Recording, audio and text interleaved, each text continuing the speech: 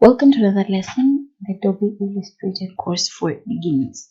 Now in this lesson, we're going to take a deeper look at this tool, and this is the direct selection tool.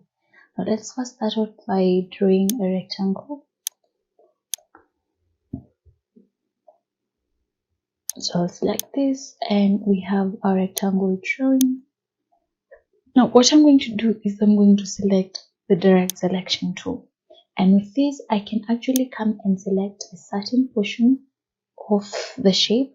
Then I can click on the anchor and I can distort the shape however I want, and there we go. So you can click and move that point around. You're only allowed to move that point, distort it however you want, and create whatever shape you want. So let's try that again. I'll just click and drag over a point, then just do this. And as you can see, you can manipulate only that point. I can't manipulate any other point over here unless I select on it. But ideally, it's the point that you've selected that you're supposed to manipulate, like so. There we go.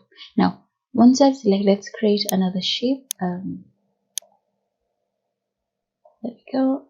So I can come back again and select this button, and as you can see, it comes with this little kind of a node in here. So if I click and drag, I can actually round that end. So I come here, select this, and again click on this point and drag it in and create a curve, something like so. So there's a lot you can do with the direct selection tool on shapes. So let's try using an ellipsis tool.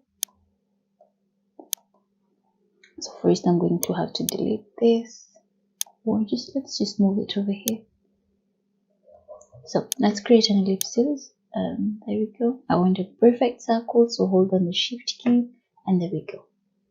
Now with the direct selection tool selected, you can come and select a portion of the circle, and as you can see, it will show you the path, the anchor point, and these handles. Now you can click on the path directly and distort it, or you can choose to use the handles. So click the handle, drag it like so to create a shape,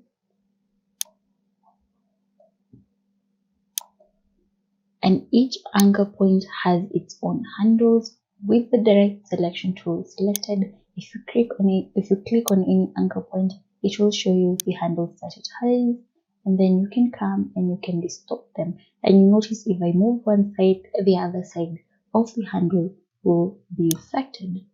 So those are some of the uses of the direct selection tool.